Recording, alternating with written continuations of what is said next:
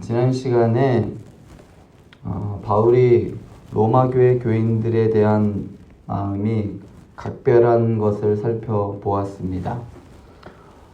바울은 기도할 때마다 로마 교인들을 위하여 기도하였을 뿐만 아니라 하나님께서 로마로 가는 길을 열어주시기를 간절히 기도하였습니다.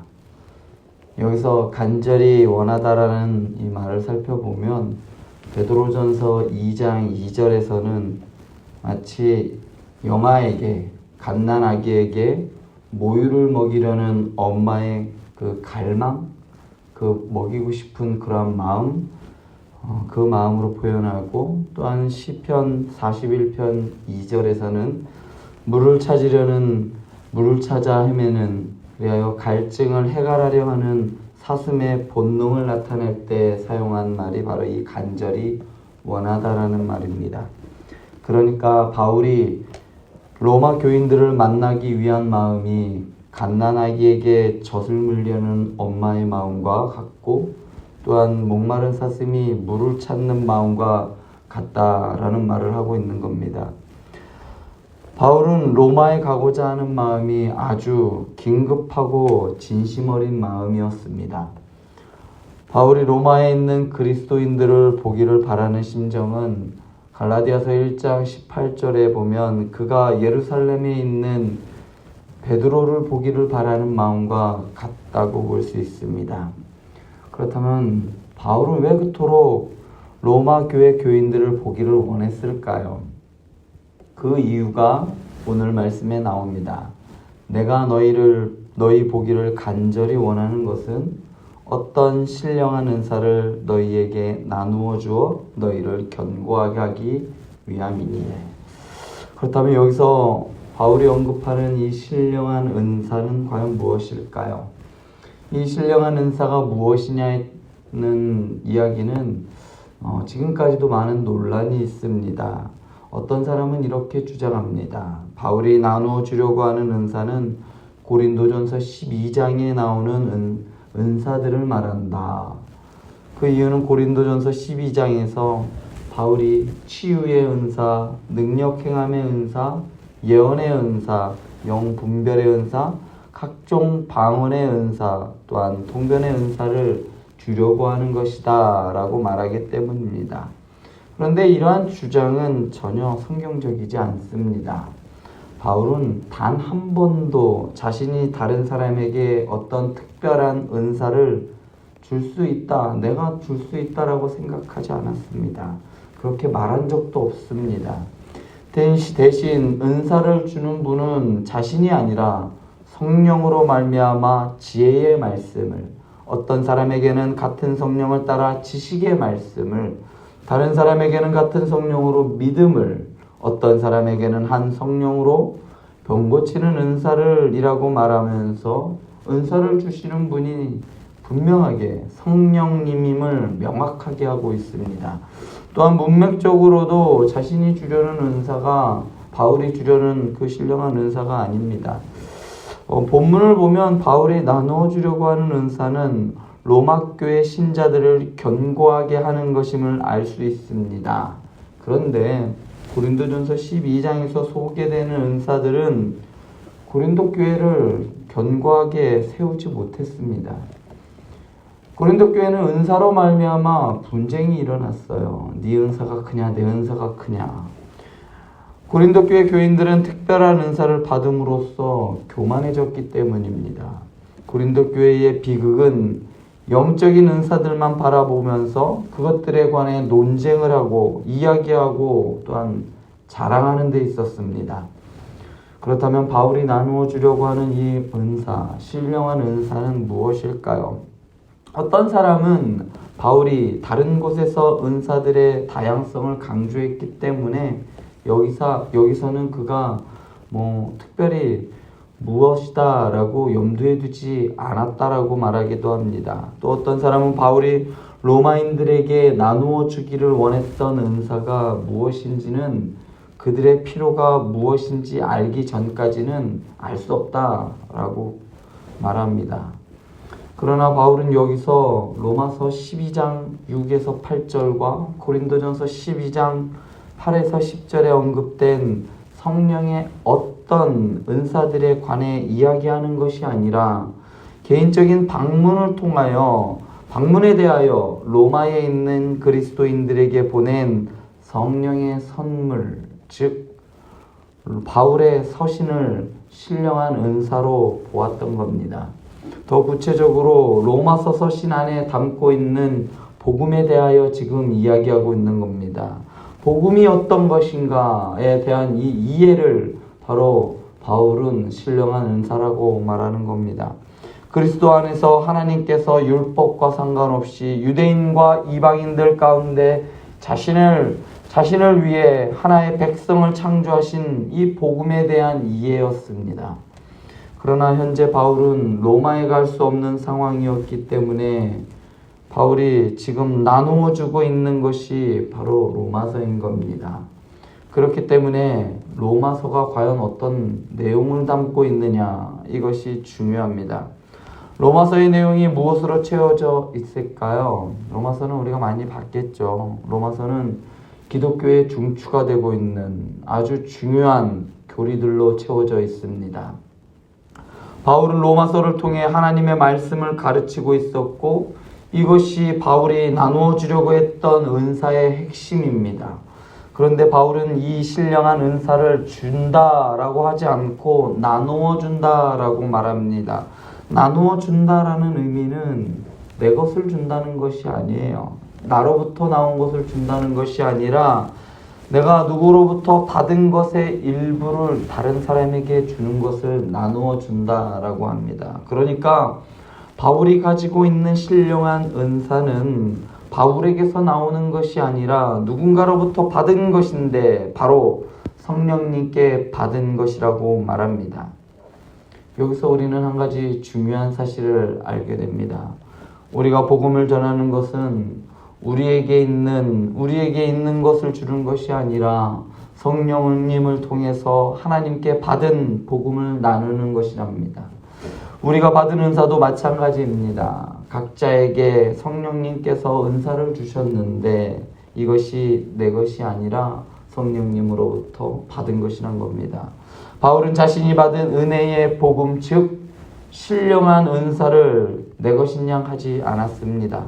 복음을 이용하여 자신의 유익을 취한 것이 아니라 모든 것이 하나님께로부터 난 것임을 알았습니다. 그래서 그는 자신에게 주신 이 복음을 로마 교회의 교인들에게 나누어 주려고 했던 겁니다. 내가 받은 그 복음에 대한 이해, 바로 이것이 복음이다 라는 것을 그들에게 나누어 주려고 했던 겁니다. 우리에게도 이러한 마음이 있어야 하지 않을까 싶습니다. 저희 어머니께서 자주 하시는 말씀이 있습니다. 그냥 이렇게 예수 믿다가 부르시면 가야지 뭐, 이렇게 얘기해요. 그런데 이 말씀은 맞지 않습니다. 하나님께서 우리에게 복음을 들려주시고 하나님의 섭리로 불러주시고 구원받은 사람으로 세워주셨다면 우리는 이 복음을 바울과 같이 다른 사람에게 나누어야 하는 겁니다. 복음을 나 혼자 갖고 있어서는 안 되는 겁니다. 예수님께서 제자들에게 명령하신 것과 같이 예루살렘과 온 유대와 사마리아와 땅끝까지 이르러 내 증인이 되라 하신 이 명령에 순종해야 하는 겁니다. 바울이 자신이 받은 것을 나누는 것은 증인의 삶을 살았다는 말입니다. 하나님께서 바울의 로마서를 통해 기독교의 핵심 교리를 전하게 하였던 것과 같이 우리로 하여금 하나님께서는 복음의 증인으로 살아가라고 말씀하는 겁니다. 내가 받은 너희에게 준 그 복음을 나누라고 말씀하시고 계십니다. 이렇게 복음을 전하며 각자에게 주신 은사를 복음의 증인으로 나눌 때에 교회가 견고하게 서가게 되는 겁니다. 뿐만 아니라 이 나눔은 가정 안에서도 나누어야 되는 겁니다. 나에게 주신 말씀을 나누고 내게 주신 은사를 나누고 가정 안에서 이러한 나눔이 풍성해져 갈 때 우리의 가정도 견고하게 세워져 갈 것입니다. 바울은 이처럼 로마 교회를 견고하게 세우기 위해, 그리고 로마 교회의 교인들을 세우기 위해 자신이 받은 복음의 핵심 교리를 로마서 서신으로 나누었던 겁니다. 이것을 우리는 말씀이라고 합니다. 하나님의 말씀을 배울 때 우리는 견고하게 설 수 있는 겁니다. 말씀이 서지 않을 때 신자는 무너지게 되어 있습니다. 그래서 우리는 말씀을 힘써 배워야 합니다. 사실 교회의 부흥은 다른 것으로 말미암지 않습니다. 교회의 부흥은 야유회나 단합회나 회식이나 미팅과 또 다른 운동이나 스포츠 이런 것들로 교회를 견고하게 세우는 것이 아닙니다. 교회의 역사를 통해 알 수 있는 것은 하나님의 이 말씀이 흥왕해 갈 때 교회에 부흥이 있어 왔고 교회는 든든히 세워져 갔습니다. 그렇기 때문에 바울은 로마 교회에 하나님의 말씀을 핵심 교리를 가르치려 했던 겁니다. 우리가 잘 알고 있는 평양 대부흥 운동을 이야기하면 많은 분들이 회개운동부터 시작되었다라고 알고 있습니다. 그러나 사실은 그렇지 않습니다. 물론 회개운동이 부흥에 많은 영향을 준 것은 사실입니다. 그럼에도 불구하고 평양대 부흥운동은 회개운동부터 시작되지 않았습니다. 한국 교회사를 살펴보면 평양대 부흥운동은 1907년 장대현 교회에서 촉발된 것으로 당시 장대현 교회에서 모여서 무엇을 하였을까요? 이들이 5개의 교회에서 모여서 말씀 사경회를 하였습니다. 우리가 알고 있는 부흥회랑은 약간 개념이 다릅니다. 사경회란 교회 용어 사전에 보면 수일간 시간을 정해놓고 집중적으로 성경을 배우고 살핌으로써 영적인 은혜를 나누고 새 힘을 얻는 신앙적인 집회를 말한다. 말씀을 듣기 위해 평양시대 평양시내에 4개 교회가 연합하여 말씀 사경회를 열었습니다. 그곳에서 선교사의 말씀을 듣던 길선주 장로가 자신이 아간과 같은 자임을 죄인임을 먼저 고백하고 회개하였고 이를 계기로 수많은 교인들의 회개가 터져 나왔던 겁니다. 심지어 이 교회에 흉악범을 잡으러 왔던 순포, 일종의 경찰이죠. 순포 자신도 회개하고 예수를 믿게 되었습니다. 이 사람을 방은덕이라는 순사도 말씀을 듣고 예수를 믿고 회개하는 놀라운 일이 벌어졌습니다. 평양대 부흥운동의 중심에는 말씀이 있었습니다. 말씀을 사모함이 있었고 말씀을 살아냄이 있었고 그 말씀을 들음으로 찔림이 있었고 그리고 회개가 있었습니다. 이처럼 하나님의 말씀에 능력이 나타나 부흥운동이 시작된 겁니다. 그런데 우리는 현상에만 집중하고 원인은 놓치는 것 같아 안타깝습니다. 정작 우리가 붙들어야 하는 것은 부흥에 대한 현상이 아니라 그 부흥을 가능케 했던 하나님의 말씀입니다. 바울이 로마 교회를 위해 가장 먼저 했던 것이 어떻게 하면 이 교회를 부흥해야 할까? 어떻게 하면 저 교회를 더 많은 사람들을 모을까? 이런 것이 아니라 복음의 핵심 교리, 그러니까 너희들이 알고 있는 그 복음이 과연 무엇인가를 알려주려고 했던 겁니다. 지난번에도 말씀드렸듯이 로마 사회는 온갖 세속적이고 퇴폐적인 문화로 죄악으로 물들어 있던 그러한 죄악됨이 극에 달했던 사회였습니다. 그러한 곳에서 신앙을 지키고 교회를 세워나가는 데 있어서 가장 중요했던 것이 복음이었습니다. 교리라고 말씀드리면 딱딱하고 어려워하는 분들이 계실지도 모릅니다. 교리는 단순하게 말해 우리가 믿는 바입니다. 수많은 이단들이 교회를 넘어뜨리려고 하였어요. 그들을 알기에 앞서서 우리가 믿는 게 무엇인지 알면 저들이 믿는 것과 무엇이 다른지를 알게 되기 때문에 교회가 서게 되는 겁니다. 그러므로 우리는 하나님의 말씀을 가까이 할 수밖에 없는 겁니다. 말씀을 마치려고 합니다. 우리에게 주신 신령한 은사, 곧 하나님의 말씀, 성경을 가까이 하시기 바랍니다. 말씀을 가까이 한다는 것은 매일매일 말씀을 읽는 그 수준을 넘어서 말씀과 함께 호흡하고 살아가는 것을 의미합니다. 즉 말씀을 살아냄을 의미하는 겁니다. 우리가 계속해서 지금 추구하고 이야기하는 게 바로 이것 아니겠습니까? 삼위일체 예배 공동체가 이야기하고 계속해서 바라보는 것이 바로 이 말씀의 살아냄입니다.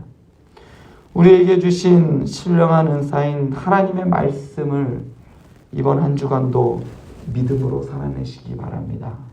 어제 들었던 말씀, 과연 그 말씀이 나에게 어떻게 다가오는가 한번 고민하고, 그 말씀을 또한 어떻게 한 주일간 내가 이 세상 가운데서 살아내고 버텨낼 것인가를 고민하시기 바랍니다.